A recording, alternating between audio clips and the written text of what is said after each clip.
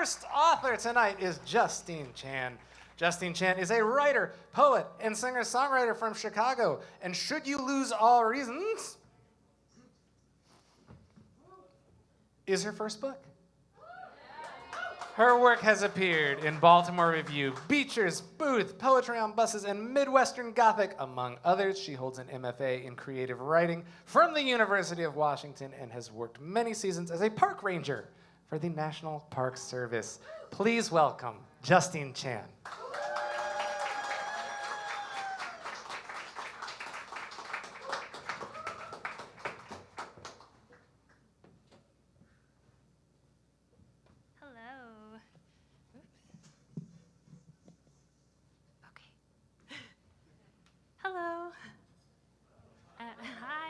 Thank you so much for having me.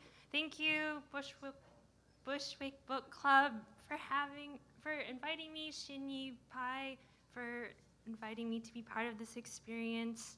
I am 5'5" and a Chinese American woman wearing a long white Victorian nightgown-like dress for the people on YouTube.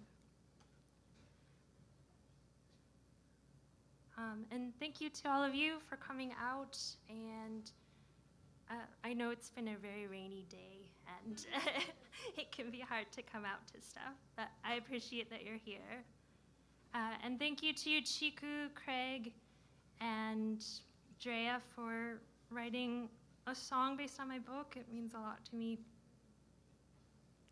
I also wanted to acknowledge that we are on the past, present, and future homelands of the Coast Salish people, mainly the Duwamish. And as guests on this land, it's also our responsibility to learn as much as we can about the history and the land, and also to take care of this place. And we can learn more by visiting nativeland.ca, as well as riorentduwamish.org.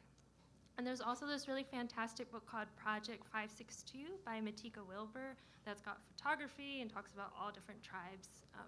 If you're not from Seattle, it's worth checking out. And then there's also the city of Seattle has a volunteer program called Adopt a Street, and it's really, I think it's fun, but you get to pick up trash in your neighborhood and feel empowered and make the world a better place. So do check that out.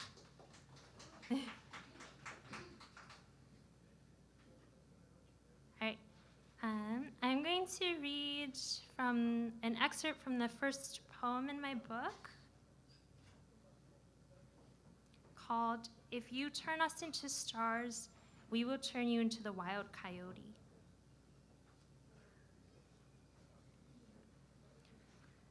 Because the air is so hot, full of rasping, the land so full of landmarks and stories you can't even begin to know.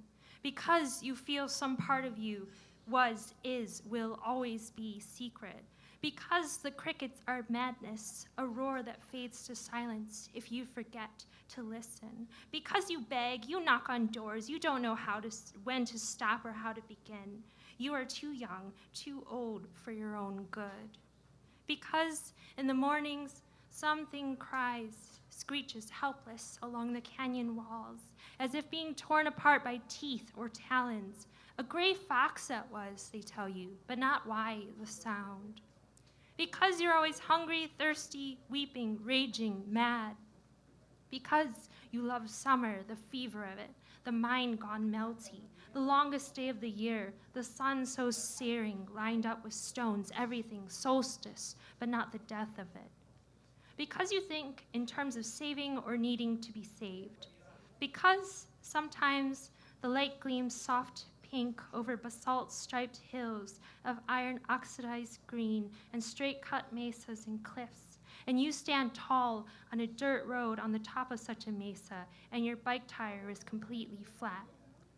Because you are so afraid of being mediocre, of not being special, of whatever glory your life holds is already behind you, and you look back. Because the campfire smoke lingers in your hair, evergreen and juniper, and you lean into to it. Because you're afraid of people leaving, believe that you need to be the one leaving, going, gone. Because you think you know a place having been there a day or so. The streets, the people, the food. You like the siestas, the times when everyone else is asleep and you're out wandering, awake, buzzed on sugary sangria and flamenco in a rowdy basement. Because the doves, always unseen, make such wounded noises, and the crows are the same no matter where, and the wild turkeys run scaly-legged through the ferns like velociraptors, leaving shimmering square black feathers in their wake. Because you are most cruel to yourself, because you paralyze yourself. One version, you lug around a typewriter in a suitcase, wear all black, gesture wildly when talking at parties, a lit cigarette always in hand.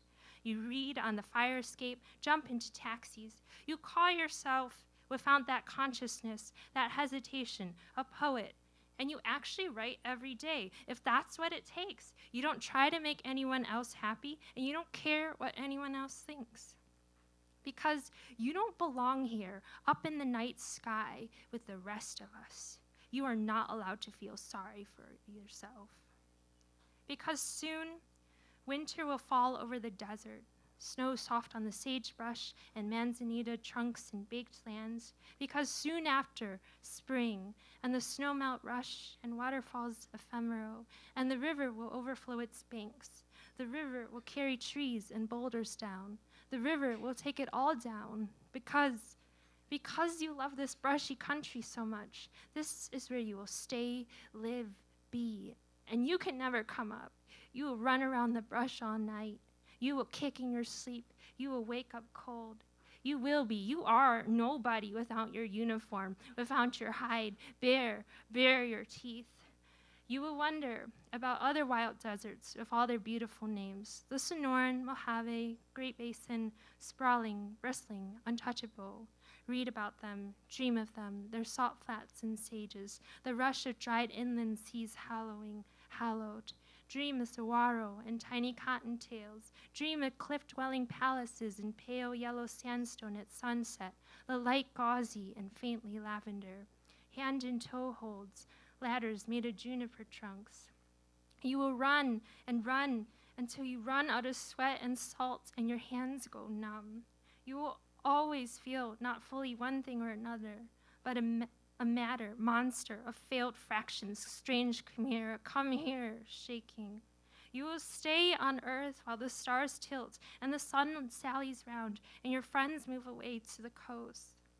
The sacred datura will bloom, ghostly, through the night and smell so sweet, and there will be poisoned dreams. Thank you so much. Inspiration from the page. Justine Chan. Now translated for the stage.